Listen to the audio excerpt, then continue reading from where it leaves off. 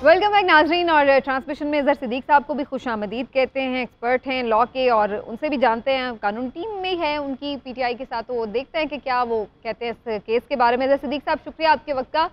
Sir, आपको लगता है ये बड़ा रिलीफ मिल गया अदालत से आज खान साहब को? देखिए, अगर आप कानूनी तौर पर मुझसे पूछते हैं तो ये तो उनका हक था।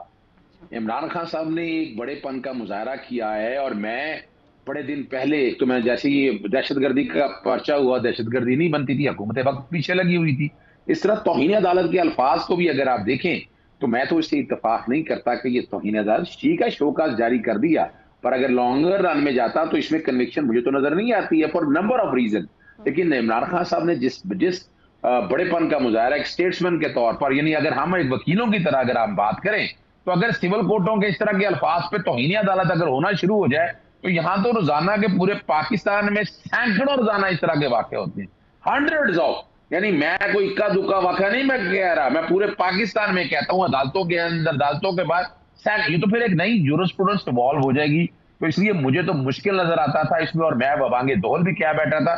वरना अगर आप देखें मिसाल के तौर, ये मैंने इस पे लिखा भी बाकायदा, ये माइल्डेस्ट फॉर्म ऑफ डेफोमेशन तो है। ये तौहीन अदालत की डेफिनेशन में आर्टिकल 204 में नहीं आती, क्योंकि आर्टिकल 204 में हाई कोर्ट और सुप्रीम कोर्ट का है। जिस तरह इलेक्शन कमीशन को सेक्शन 10 के तहत इख्तियार तो दे दिया, लेकिन इलेक्शन कमीशन तौहीन अदालत के इख्तियार इस्तेमाल नहीं कर सकता। सिविल कोर्ट के इख्तियार अगर आने हैं तो वो सिविल प्रोसीजर कोड के तहत आएंगे, और अगर फर्ज करे मैजिस्ट्रेट कोर्ट है तो कोड ऑफ क्रिमिनल प्रोसीजर के तहत आ जाएंगे, या कोई नया कानून बना देंगे। मैं इस पे इत्तेफाक नहीं करता। दूसरी बात है, अगर आप वैसे अगर आप मेरिट पे भी बात करना चाहते हैं तो अभी तो फर्द जुर्म आयद होनी है, ये सुई जनरस कहलाता है, फौजदारी भी और दीवानी का मुरक्कब है।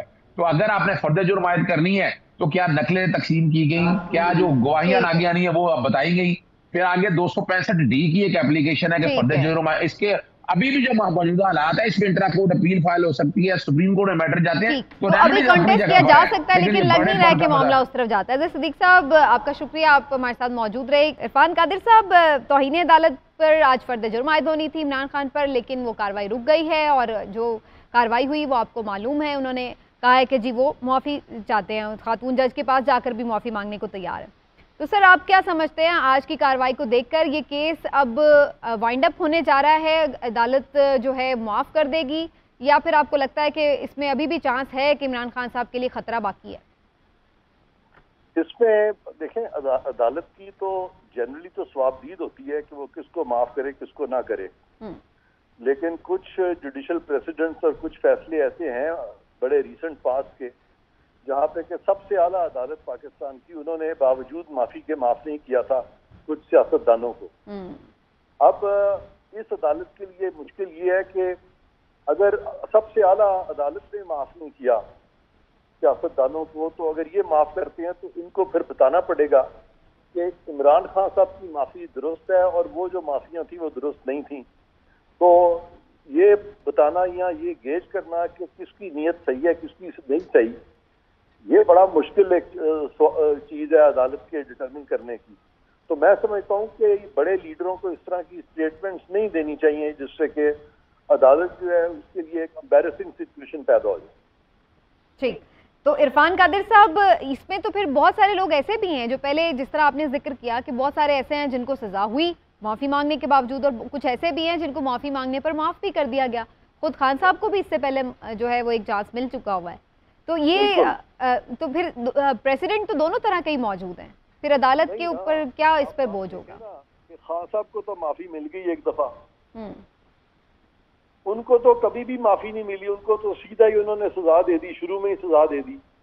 तो खान साहब को चूंकि माफी मिल चुकी है एक दफा, क्या खान साहब को बार बार माफी मिलेगी और उनको एक दफा भी माफी नहीं मिलेगी?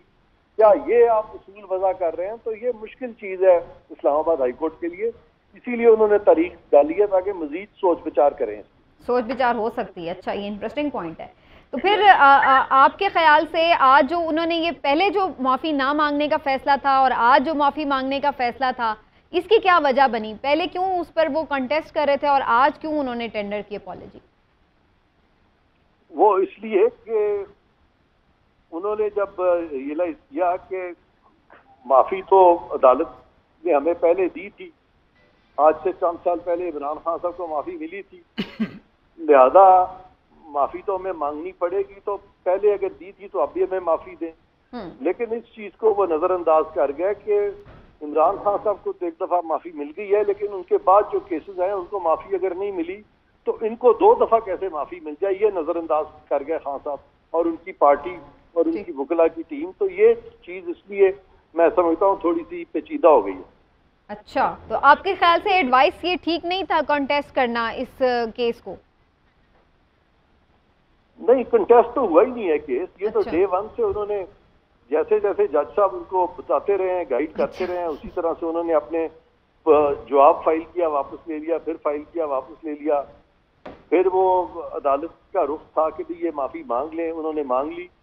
अब अदालत पे है कि वो माफी देती है कि नहीं। अब अदालत जब माफी देना चाहती है तो वो सुप्रीम कोर्ट के 3 फैसले या 4-5 फैसले उनकी राह में रुकावट बन जाते हैं। ये सूरत हाल। लेकिन इरफान कादिर साहब, फिर इसमें ये भी तो देखना होगा ना कि क्या दोनों केसेस की जो मेरिट था वो सेम था?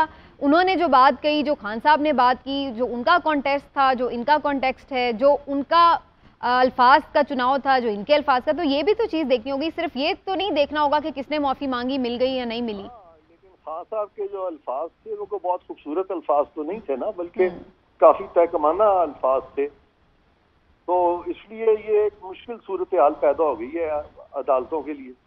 ठीक है। अच्छा इरफान कादिर साहब, आप की मौजूदगी का फ़ायदा उठाते हुए मैं थोड़ा सा ये ज़रूर जानना चाहूँगी, ये तोशाखाना भी मामला चल रहा है और इसके ऊपर भी एक फ़ैसला महफूज है इलेक्शन कमीशन ऑफ पाकिस्तान का। कितना डेंजरस है ये केस इमरान खान साहब के लिए, और क्या इसमें नाअहली के अलावा गिरफ्तारी भी हो सकती है? देखें, अगर आप असासाजात जाहिर नहीं करते तो उस पर कुछ लोग नाअहल हुए हैं।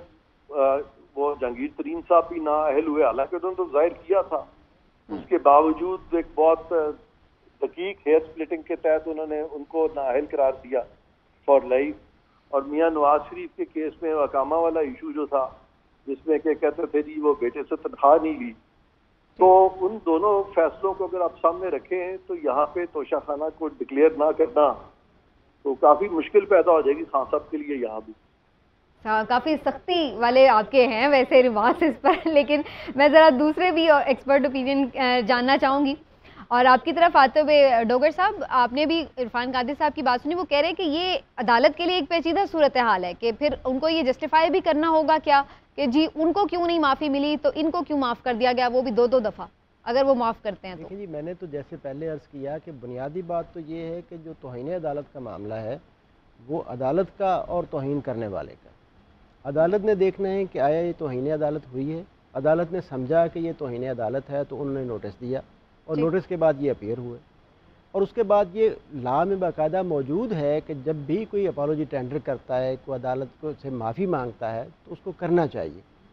तो इनको मौके दिए गए, आज फ्रेमिंग ऑफ चार्ज के लिए था और आज फिर उन्होंने वहाँ पे रोस्टम पे आके कहा जी कि मैं उस पर अपने किए पे नादिम हूँ और उसमें खातून जज से जाके माफ़ी मांगने के लिए तैयार हूँ।